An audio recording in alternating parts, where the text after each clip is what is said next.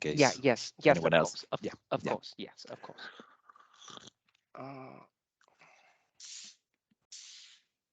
And see, we have a few already here. Yeah. Yeah. Hi, what's your name? I know that there's a few people, but I can only see two faces. You cannot pronounce it right. Say that again, sorry? I said Ibuku, Ibuku. Can you pronounce Ibuku. that? Yeah. Ibuku, fantastic. Where are you, Ibuku? Yeah. Where are you located? Yeah. Nigeria. I mean In Nigeria. Nigeria. Is it Yeah. nice and warm in there? Because here in England it's miserable today. It's just pouring down where I live. There are a lot of heat here. Oh, there's heat here. There's heat here. Right. So yeah. Mark, nice to meet you, by the way. I'm Nam. So I've been Yes. spamming your emails with lots of mails already. Not just you, not just you. So we are going to have another student from MA Education. She's a student here already, so she will help you with the lectures. So I'll be the moderator for the section here. Okay. Yeah. So sorry, what's the student role then? Sorry. What's the student's role? Yeah. So she's a student before, so she will help Right. you, assist you with the question from the students here today during the lecture. Assist me. What do you mean? Sorry. Yeah. Assist you. Yeah. Okay. Okay. Can you hear me? Mm-hmm. Yeah. Okay. I can.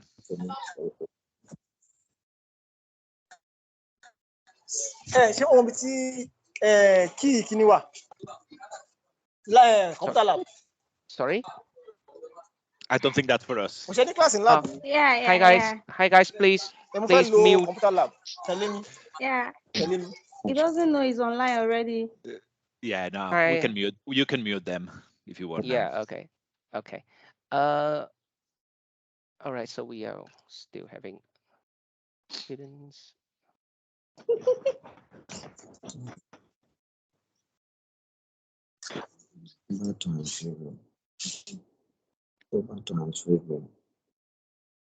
Hi guys. So if you are not speaking, so please mute your mic. Okay. Thank you. Mark, have you received the PowerPoint slides? I got an email from someone yesterday. Yes, at some point. Yeah. No, 2 days ago, something like that. Yeah. Yeah. Okay. So I'll share my have screen. you- Are we starting?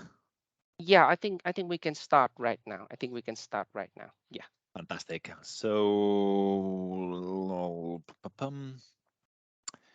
I guess it's this one.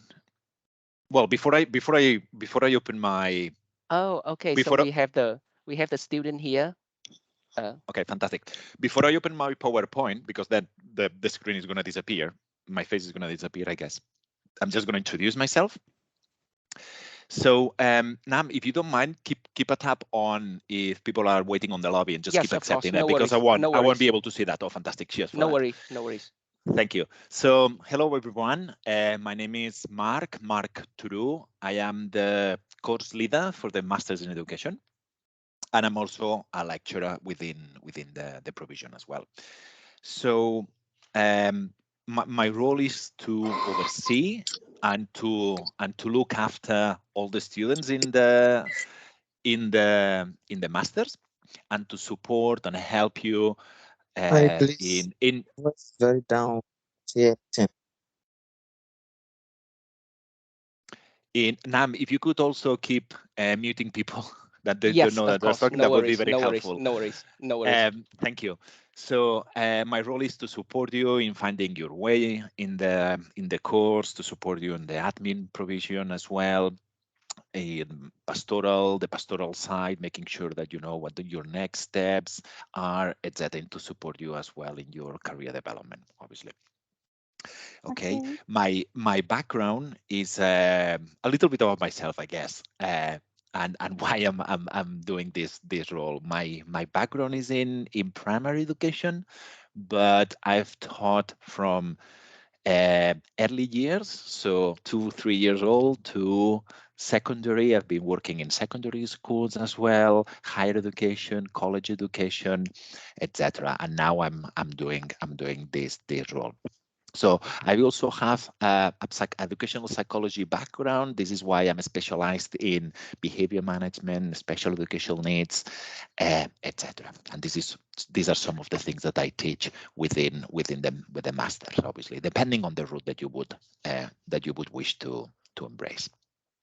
Okay, so today what we're gonna be doing is a taste of what a session with us looks like. Okay, obviously we are doing it online, and the masters it's face to face. Okay, so there will be differences, obviously, because the sort of things that we can do online are not the same as those that we can do face to face, particularly having different conversations happening at the same time. Online is much harder than face to face. Face to face, you know, you can sit in groups of 3 or 4 people and then you can all talk at the same time. Online, this is much harder. Okay, but I guess today, for the next 30 minutes or so, you'll get a taste of the sort of questions, of the sort of content that we work on in the masters. Okay, and obviously, if you have questions at the end of it, I'll be more than happy to answer. It could be about the masters, what I've showed you regarding the session, or anything that you might have questions about. Anything that potentially between me and them will be able to answer. Okay. So I will share my screen now. If you want, you can turn off your camera. That's perfectly fine. And then I will start with the taster session.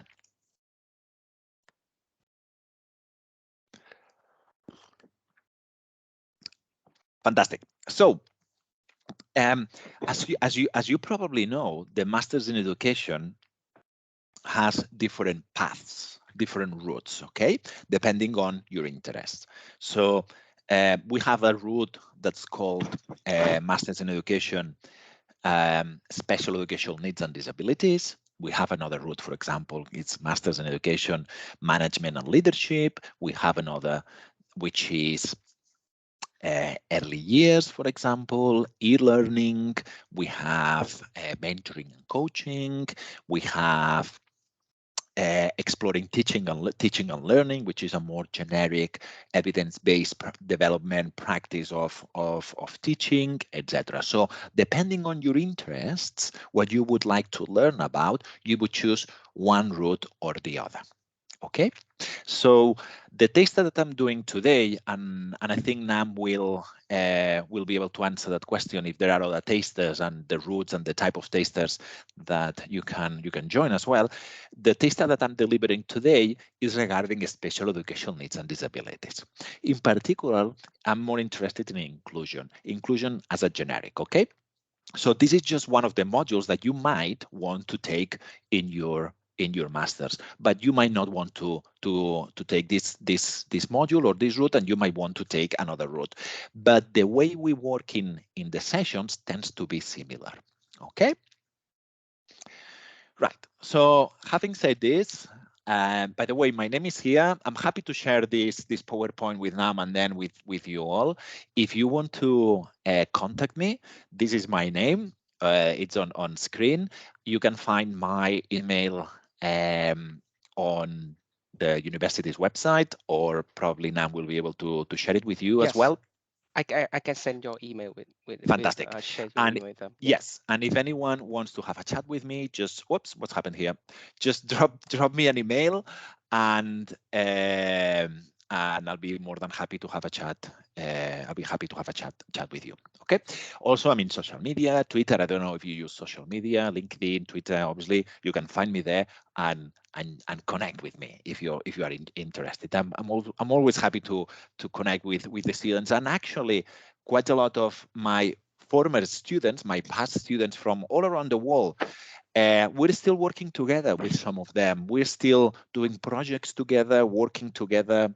I've got students from the Philippines, from Thailand, from Egypt, from China, from Colombia, from Venezuela. So there's a lot. There's a lot of students that I still work on. My students from Masters in Education.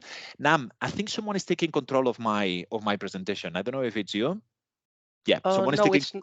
it's not me. It's So not me. someone is taking control of my presentation. I don't know who that is, but someone is taking control. So if you could make everyone just a part of the audience and not presenters, that would be fantastic. Yeah. Okay. Thank you.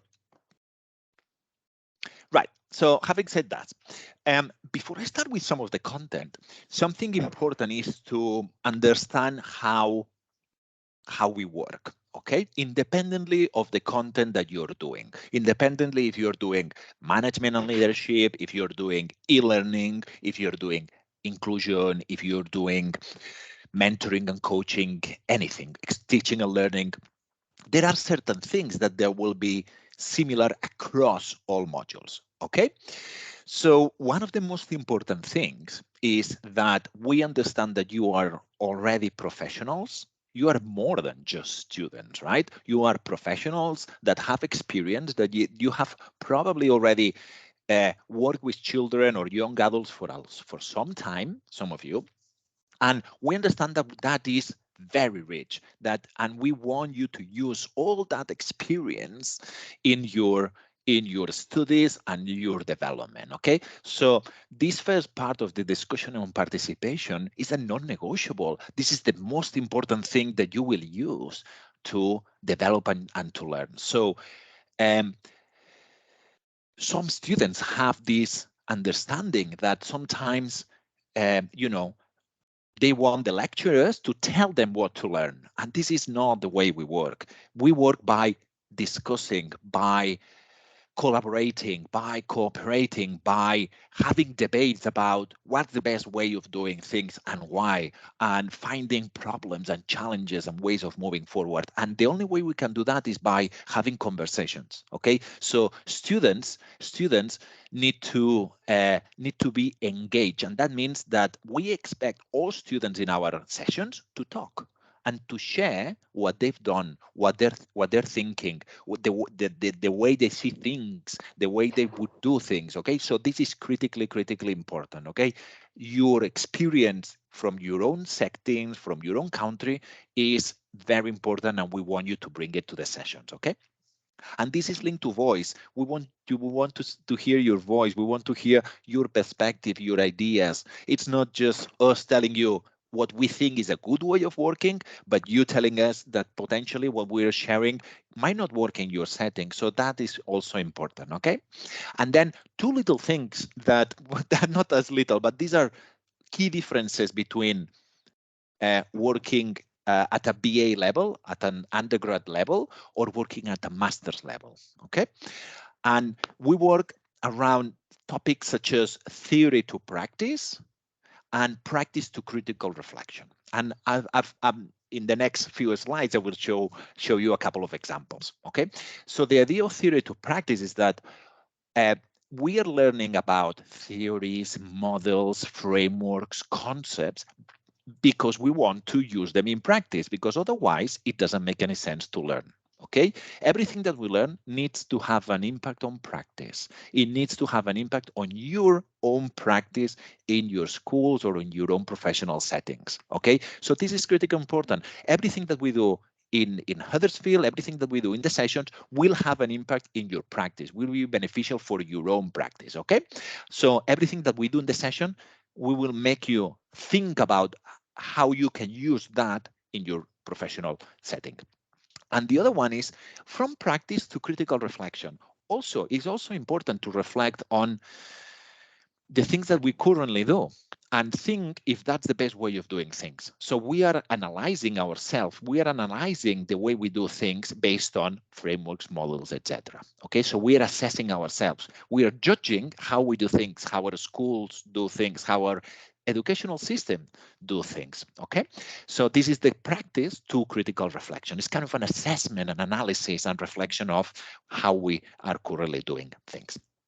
Okay, so these are very key themes in our approach to teaching at masters. And at the bottom, just to clarify, because it's related to the discussion and voices, that we do this in the sessions by working as a whole classroom, having discussions, debates as a whole classroom, or in small groups, 3, 4, 5, 6 people working around a particular project about a particular question, or even individual readings where you individually will need to do a particular thing.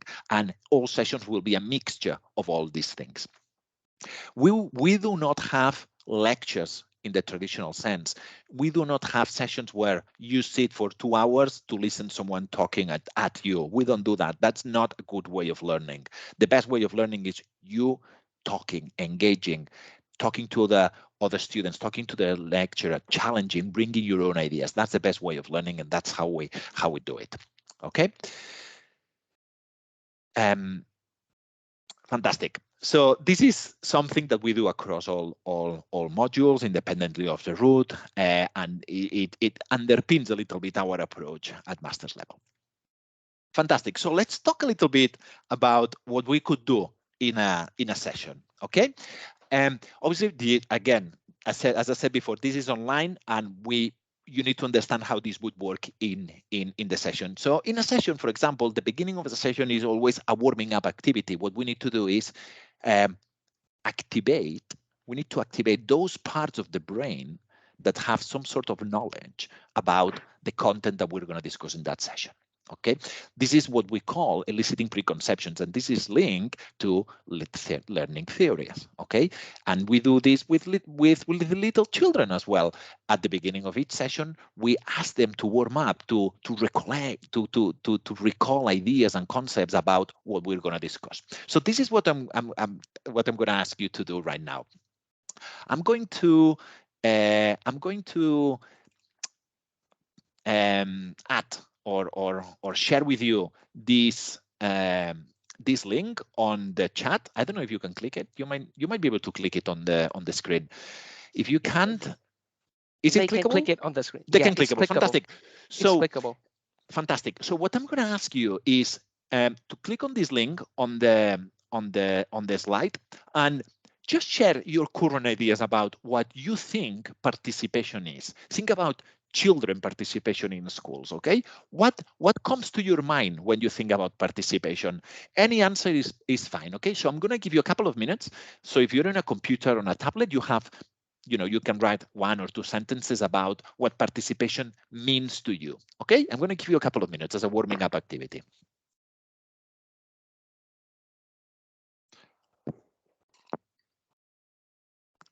Sorry, I can't type.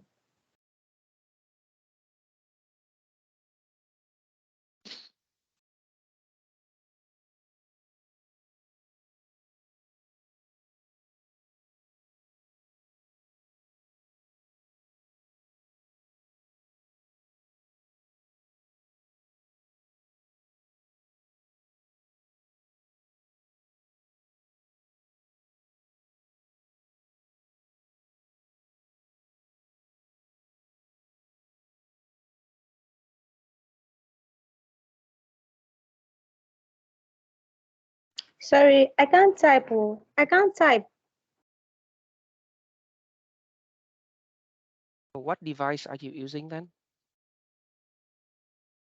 I'm using Chrome. Don't worry then. Don't worry then. Yeah. Don't worry then. Yes. I'm just gonna let the people with computers or tablets that they can type to type. It's perfectly fine. It's fine. Yeah. Okay. Yeah. This is just an example. Okay.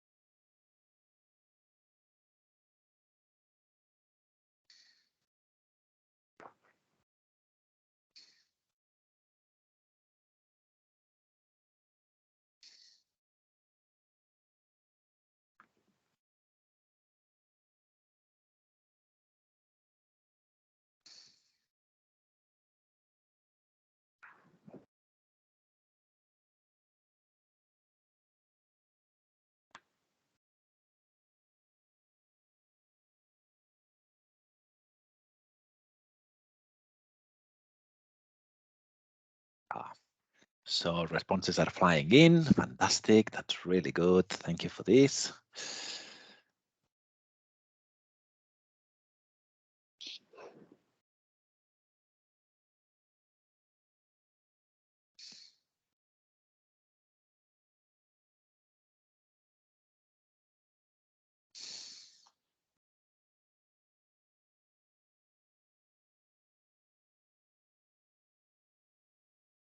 Uh, I think you should share your opinions in the link that Mark posted on the slides rather than posting in the chat box. I saw that someone that just posted in the chat Yes, box. it's fine. It's just an example. Yeah. Right. Thank you very much for this, guys. So this is just, as I said before, something that we do quite often at the beginning of a session. We need to warm up the part of the brain that know a little bit about it, so we can share our current understanding of a particular topic. And today's particular topic is participation. Okay, so thank you very much for all of you who shared your answers. So I'm just going to share. I'm going to read some of them. So, for example, from my point of view, participation simply means the act of involving oneself in a discussion.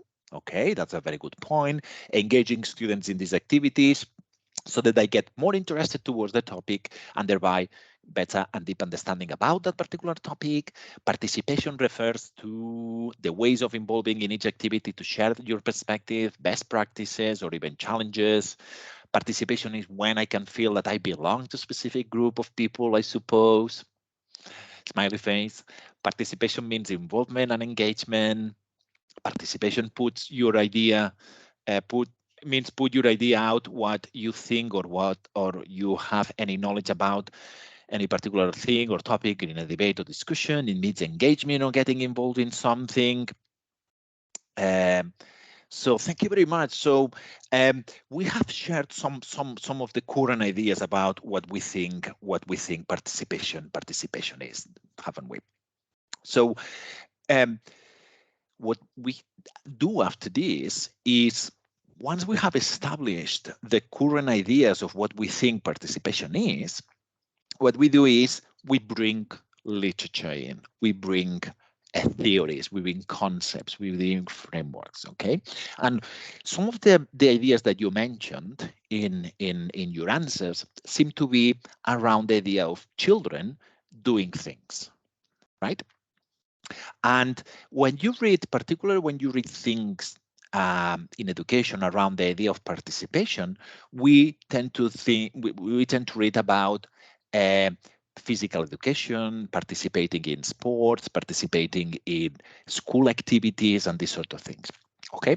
However, um, there are different ways of understanding what participation is. One way of understanding participation is joining in.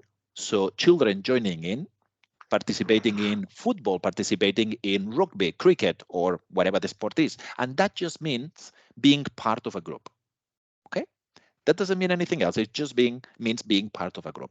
However, from an educational perspective, from a more developed, complex perspective, we can also see or understand participation from a perspective in which we involve children and young adults in making decisions, not just being part of a group, but having power and having power to make decisions by themselves. Okay, I'll exemplify with an example. So some people think that participating could be, asking or at Christmas time, holiday Christmas break. So it's quite traditional that schools, for example, create a play or children sing songs to parents. Okay, and some schools think that that is children participating in doing that. However, children do not decide doing it. They are being told to do it. They do not decide what play or what songs they are singing. That's not making any decisions. They're just being told what to do all the time. Some people think that that's participation. I don't think that's participation. Participation means having agency, being able to decide things, not just being told all the time. Okay. A different type of participation would be asking children, for example, if they want to do a play. And if they want to do a play, what play would they like to do? What characters they would like to play, etc. So involving them, giving them power to make decisions. And that's a very big difference between teachers holding to all the power and children having some power to make decisions about their own learning. Okay. And this has clear links to special educational needs, particularly. Unfortunately, those children with special educational needs and disabilities tend to be told most of the time what to do, how to do, and we are not giving them independence to become adults, to become citizens, to become fully independent, right? And that's kind of interesting because that's the whole point of schools, to develop reasonable, independent adults. But most of the time, we don't do it.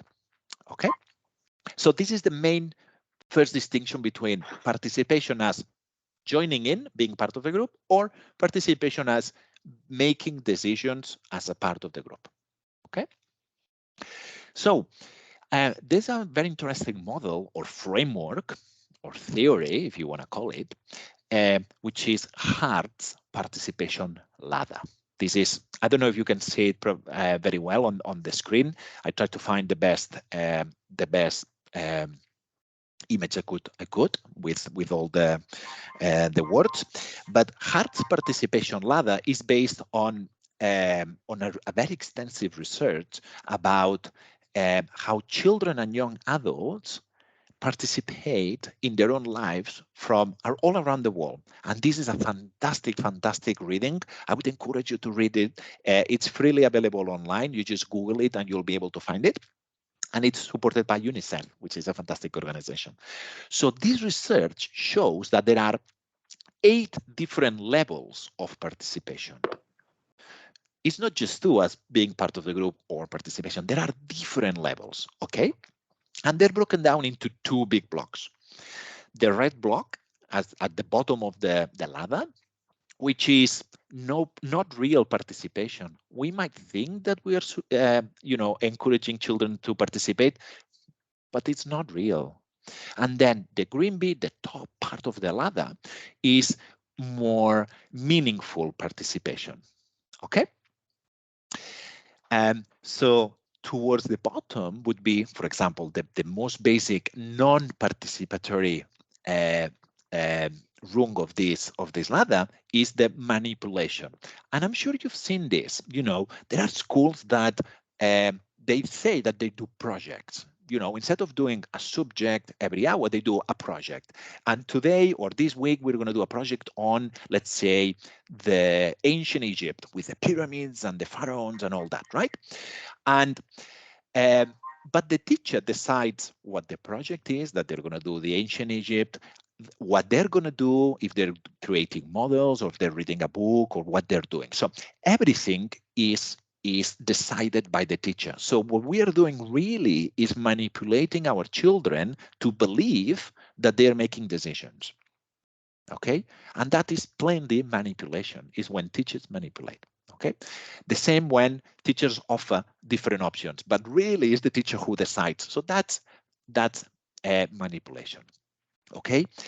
At another level could be the decoration. Is like children, are there, but they're not making any decisions. They're just as flower pots. They're decorating.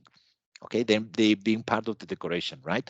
So, for example, when there is a party in school and then all the children are being told that they need to be at the doors and greet everyone. So they're being told what to do. They don't even know why they're doing, how they're doing it, etc. They're being part of the school. They're furniture, basically. Okay, this is no participation.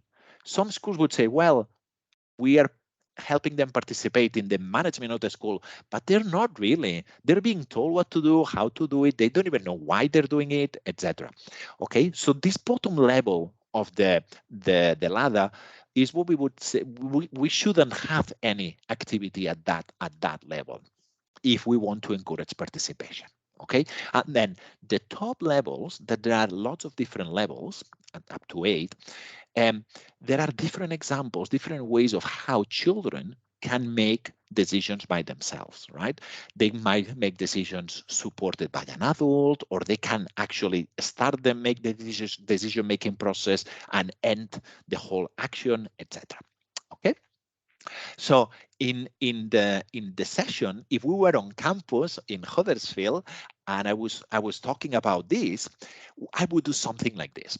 I would give you this document, this short reading. I would give it to you, okay, and I would ask you, okay, this is the ladder, okay. So read, please, all the different levels from 1 to 8. Try to understand what they mean, okay, and let's then have a discussion about it. Okay, so I would share with you another document, like a handout to complement this reading. The document, I'm gonna put it on the chat. If anyone wants to download it, I guess you'll be able to download it from. How do I add something here? Format. Do you want to upload something to the Yes. chat, right? How do I do that? I'm afraid that you. I can't. I'll send it to you over the email. Can you do it for me? Yeah. Okay. Maybe you can share. Maybe you can share it on the screen then. It's another document, right? Well, I want to share it with everyone. Well, yeah, I guess I can just share the screen, I guess. Yeah. So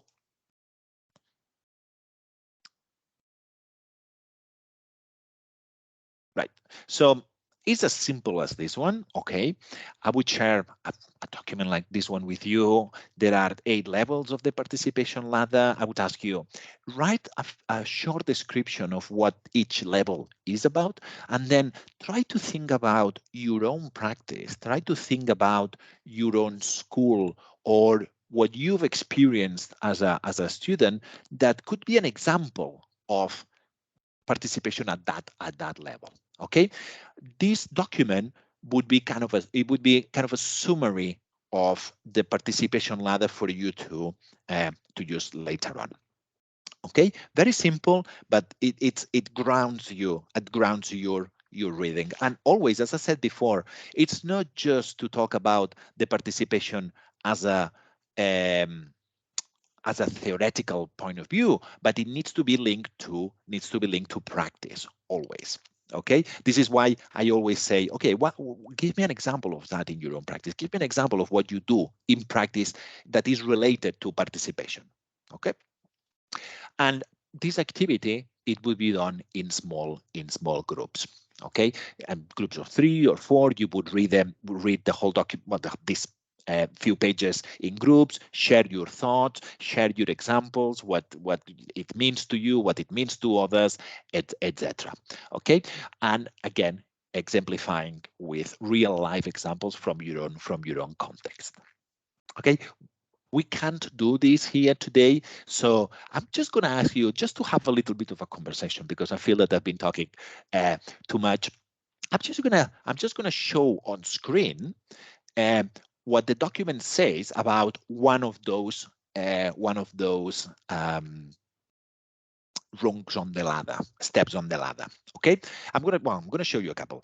Tokenism, which is the third one, which is still no participation, is not real participation. And then I'm gonna show you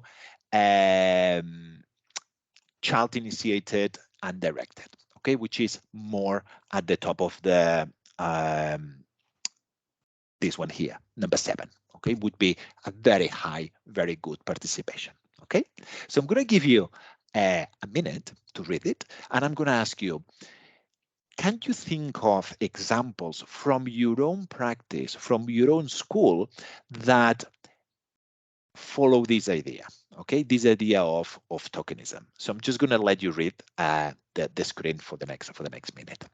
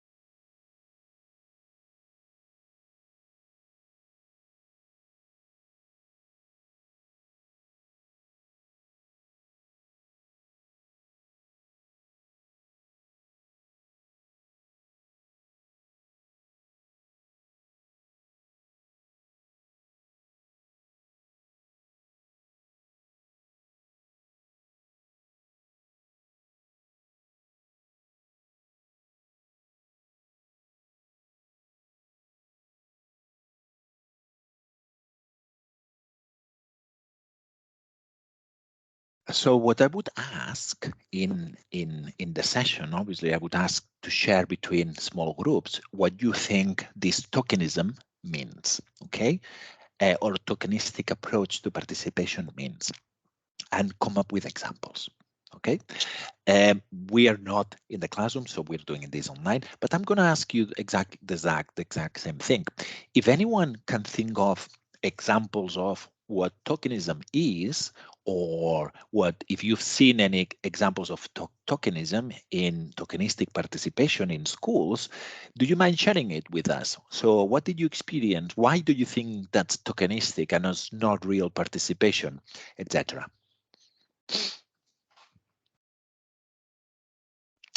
Raise your hand or unmute yourself and talk, or write on the chat, whatever you would like to do. Yeah, guys, you have the option to raise your hand in the reaction button, or you just can unmute and speak for yourself then.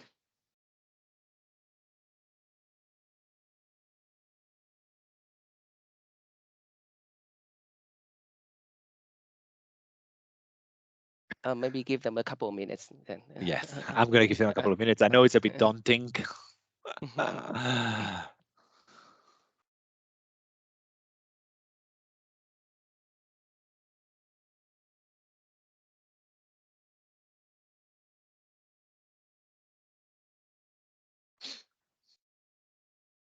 I'll start, okay?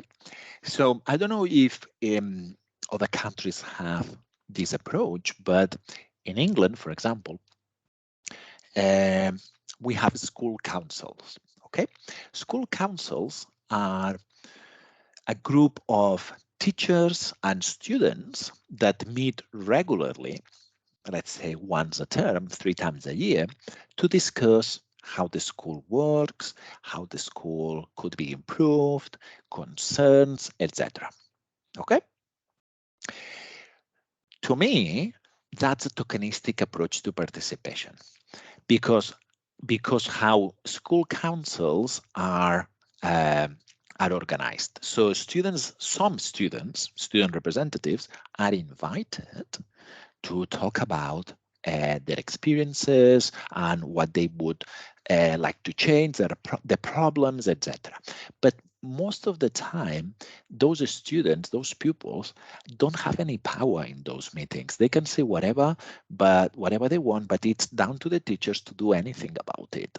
Okay, so if students want to change the way things are done, it would be really hard for them. So because school councils need to happen, it's by law, it's policy that they need to have school councils. Most of the schools just do them, invite them, tick the box, and that's it. But that's not real participation. We are manipulating students and pupils to think that they are participating in the school when they're really not. It's the adults, the teachers, the head teachers, the deputies, who actually make all the decisions in the school, and pupils do not make any, even if they're part of the student council. Okay, this is an example of tokenistic participation. If you think about it, okay, if we can remove ourselves from the teacher's perspective, which is really hard sometimes, and we try to analyze what we see in front of us, sometimes we tend to see things that we might not like that much. So this is an example of tokenistic participation. Okay. If anyone wants to share their example, that would be fantastic. Otherwise, I will be moving on because I don't want to get stuck here. And I know that this is daunting. It's the first time that you are doing this, but feel free to raise your hand if you want to share anything with me. Okay. I'm just going to let you read this second one, and then I'm going to give you an example of child-initiated and directed participation. Okay.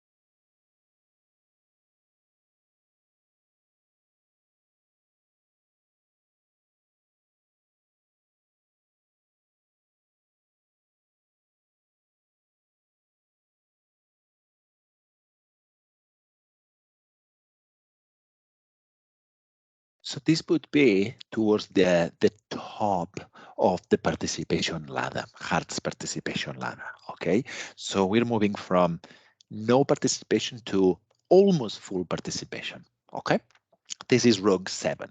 So if all schools were here and all teachers were here, it would be amazing. So an example of this, a very simple example. Sometimes we tend to think about interventions and big projects, and it doesn't have to be like that. Little things also help put examples of the models and concepts that we're talking about. So, for example, something that sometimes is unthinkable, and when I share this example with my teachers here in England, they think that I'm crazy. When I used to work in primary schools, in September, before we start the year, with the new cohort, with the new group of students, I used to go the day before or a few days before, and I used to take everything that was inside of the classroom and I put it outside on the corridor. Tables, chairs, books, shelves, anything that was inside of the classroom, and I put it everything outside, all of it. My table, my resources, hangers, everything, really. It was an empty room. And the first day that children come to school, to my classroom, they come into my classroom and they sit on the floor.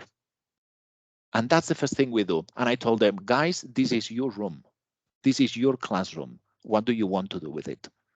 We have things outside that if you want to use, we can use them, or we cannot use them if we don't want. And it's a very interesting way of seeing the process of how children start thinking about, okay, do we need chairs? Maybe we need chairs to bring inside. And then they start talking to each other about, okay, where do we put these chairs? Where is the best place to put these chairs? Do we need tables? Do we need the books? Do we actually need the books inside of the classroom? Or they're just taking space and we can leave them outside, and if we need books, we can go outside and pick them up. Does the teacher need a table? Sometimes I had years, guys, that my table wasn't in the classroom. I didn't have a table in the classroom. It was not my decision, and I was fine with it. I didn't miss it. And because it's child initiated and directed, so children are deciding what to do, how to do it, making decisions. It's very hard for the teacher to not intervene, to not tell them you're making a mistake, that's not going to work, but it's the best way of learning. They're taking agency, they're making decisions, they're making mistakes, and they're experiencing those mistakes themselves.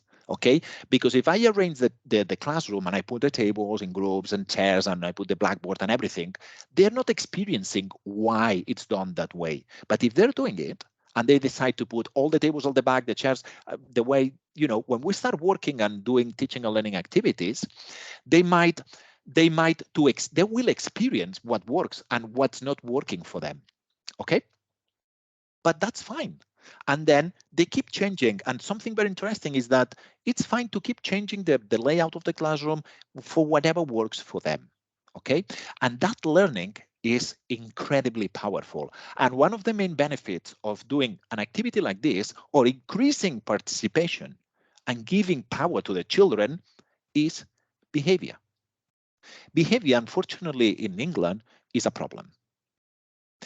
And it's a problem because teachers hold all the power and tell pupils what to do, how to do it all the time. They want them sitting on the chair, in silence, doing a handout.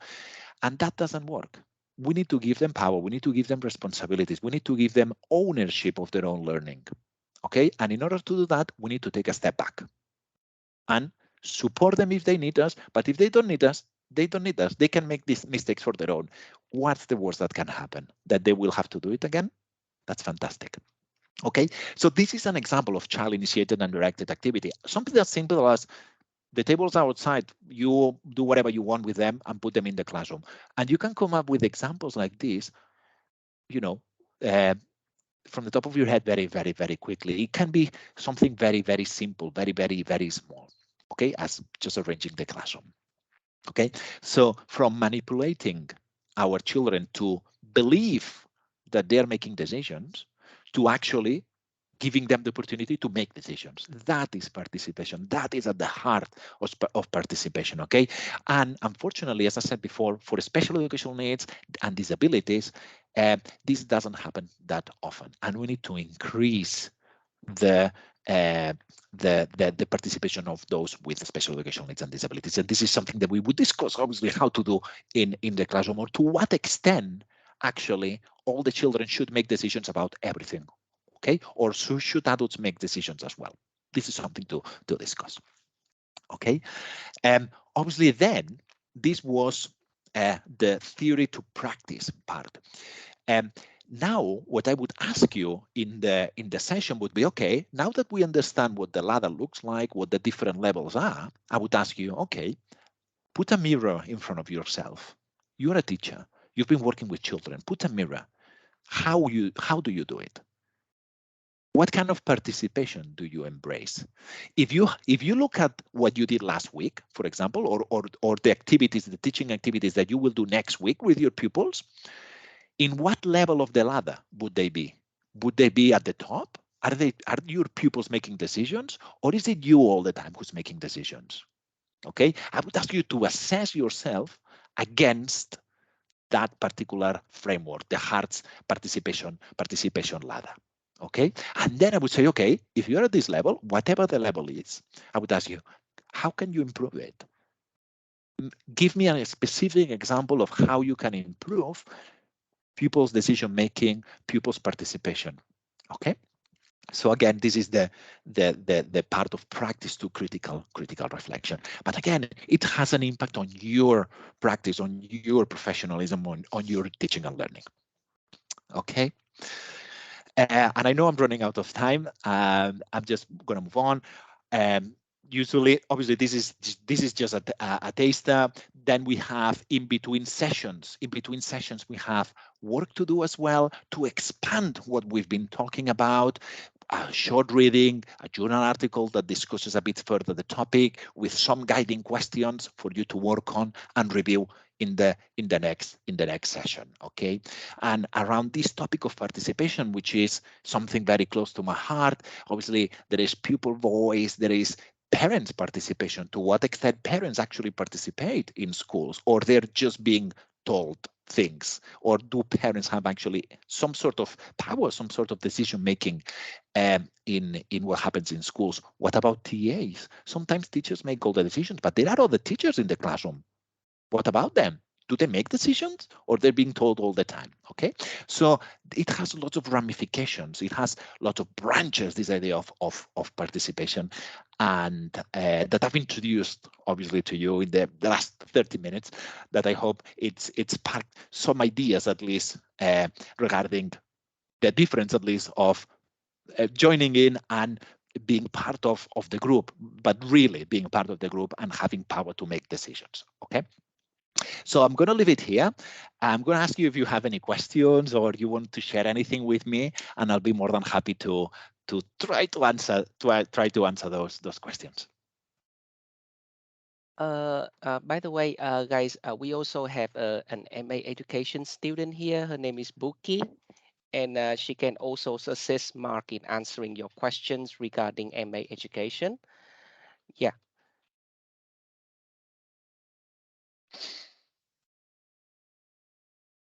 So as you can see, as you can see, I'm not very formal, and just feel free to talk. Really, we are colleagues here. You're teachers as me, like me. So just talk, really. You can type the question into the chat course, box, yeah, or yeah. you can unmute yourself and start speaking. That's fine. Any question, guys?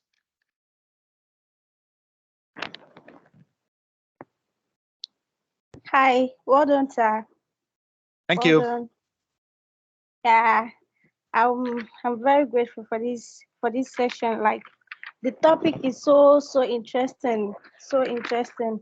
I would say this is the first time of coming across this type of question.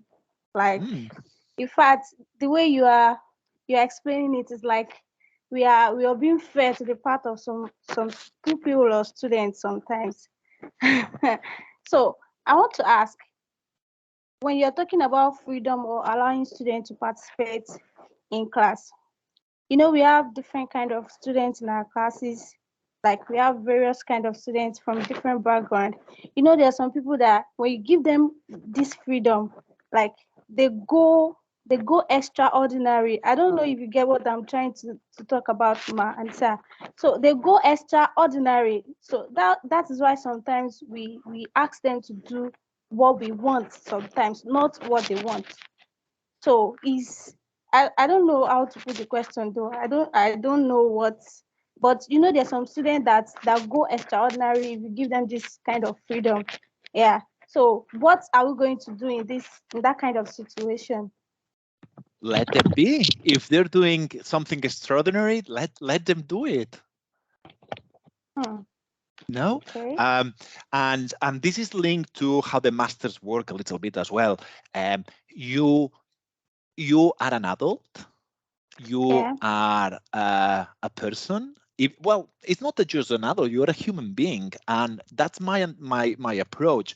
Even little human beings, even early years children, should have some sort of freedom. Obviously, not 100% because there's still things that they don't know, but they should have some extent of freedom to decide about what happens to themselves. Okay, and sometimes, as you said, they make really good decisions. Sometimes they take paths and they start doing things that you would have never imagined that they would do that. So let them do that, let them learn, and we can be next to them, helping them, asking them questions instead of telling them what to do and or to stop doing that because it's maths time and you cannot continue doing that because we need to do maths now. So this idea of participation on the decision making obviously is not as simple as that, and this is why we have a whole masters to talk about these sort of things. And obviously, every country has a national curriculum. There are certain things that we need to teach that children need to learn. So how do we align? How do we work within freedom and things that they need to learn? How do we juggle those two pieces? And this is something that we would discuss: the problems with freedom and the problems with accountability, and the problems is, oh yeah, but I have a boss that they're telling me that they need to pass that test. So how do we work within these systems? But the but it's down to who you are as a teacher as well, and what you want them to become. Hmm. Okay. Thank you very much. No Thank problem. you. Are there any other questions, guys?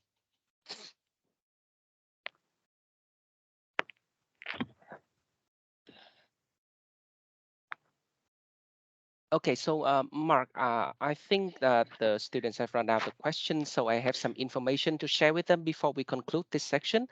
Okay, so I'll share with you my screen then. Here, so can you see my slides? Can you see the slides that I'm sharing? Okay, so we have the first section with Mark today. So thank you, Mark. You've been like a great lecturer today. Okay, so tomorrow we'll have another section with Erin, who is the academic skill tutor, and she will talk about all the academic skill support that you will receive during your time at the School of Education. On Friday, we'll have Adrian. He's a lecturer in leadership, and we're going to talk about leadership and why is it important. Next Monday, we'll have Mary, who will be talking about childhood education. So anyone who is taking like early childhood study, so I highly recommend you to participate in this section. And on Tuesday, we'll have Sonia, who is the course leader for MAT Seoul. So that's focusing on teaching English to speakers of other languages. And she'll be talking about the advantages and limitations of course book and how they can be adapted to better suit students' needs. So all of these sections, apart from the session today is holding at 11 a.m., but other sections will be held at 9 a.m. And I want to remind you that this is GMT, so you should have the wall clock so that you can convert into your local time, because a lot of people are asking me over WhatsApp about like what time is it. So I'm currently waiting in the waiting room like 2 hours ahead. Okay, so you should check with your local times with GMT, because all of the lectures for the following days will be held according to the GMT time. Okay, and also we'll have Can another I, chance. sorry now, can I say something about the, can you go slide, one slide back, please? Yes, so tomorrow's session with Erin and with Erin Conlon, it says academic skills tutor. I think is worth mentioning that apart from doing your masters, the modules in your masters, okay, if you're doing, for example, leadership, you would do a few modules on leadership and management. There is always, for all international students, a module or a weekly session that they need to go on academic skills, because we know that sometimes it is hard to work in a second language. Most of you will, English will be your second language, as it is for me, and we will help you develop your writing and reading skills. Okay, this is part of the course, and you must take that academic skills session every week. And Erin and Musarat as well, who is another academic skills tutor, will help you with your assignments as well, to work about the content of your assignments and how to write and proofread and the references and literature, etc. So support is fantastic, and we were all here to support you and make you succeed. I also like add the Mark's email in the chat box if you want to check it. So I already typed his email into the chat box if you need to contact Mark. And so we have the next section tomorrow at 9 a.m. with Erin. So she will be talking about all the academic skill support that you receive during your time at the School of Education. And another thing, next week we're going to meet Mark again for the drop-in section, which is on Wednesday, 11 a.m. GMT. So this section, Mark will receive like in-depth questions about MA education, in-depth question about your studies for specific routes of MA education, because MA education is divided into multiple routes. So you can ask like specific question, focused question about your routes. And for on the Wednesday, the 13th of November, we have the TESOL lecture with Aileen, also at 11 a.m. And on the 14th of December, we have the academic skill section with Erin again at 11 a.m. as well. So before we end this section, I want to show you a video coming from our Dean, Professor Hazel Bryan, to welcome you all to our School of Education.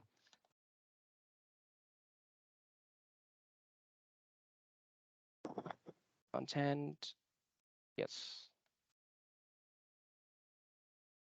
So let me double check this first. Okay. Hello, everyone. Can you hear the sound from my computer? Yes. Yes. Okay. I'm Professor Hazel Bryan, Dean of the School of Education and... Oh, okay. I open it so that you can see it. Okay. Hello, everyone. I'm Professor Hazel Bryan, Dean of the School of Education and Professional Development, and it's my pleasure to welcome you to the school. I want to start by congratulating you. You've been working in incredibly challenging circumstances, but all credit to you. You're now considering becoming a postgraduate student with us, and we're looking forward to supporting you to make the most of everything the school and the university have to offer. Being a postgraduate student can be daunting, and it will be hard work. But in the end, you'll be an expert in your field, and our work is to support you to achieve this. It's about the creation of new knowledge and about making a contribution to your field of study. That, of course, requires a great deal of dedication and commitment, and our job is to support and guide you. Having a thriving postgraduate international community is at the heart of our school, and it keeps us outward-looking, it keeps us informed, and and ensures that we're shaping the discourses in and around education studies. Every tutor in the school is an active researcher with or studying for a doctorate and publishing in their respective areas. Colleagues are editors and sit on editorial boards of education-related journals, holds key positions in learned education societies, are undertaking funded research and sit on government or working groups. You're therefore joining an active teaching, learning and research community, and I'm looking forward to hearing from you as you progress through your studies. Here in the School of Education and Professional Development, we have a carefully articulated pedagogical approach. We value a highly interactive pedagogy, a thriving classroom context where questions abound, and we work together to construct new meanings. I hope you enjoy the teaching session that's about to take place. So, my very best wishes to you all. You're in excellent hands with the Associate Dean for International, Dr. Wayne Bailey, and Head of Department of Education and Community Studies, Dr. Andy Yude. Enjoy the session and stay close to us. Thank you.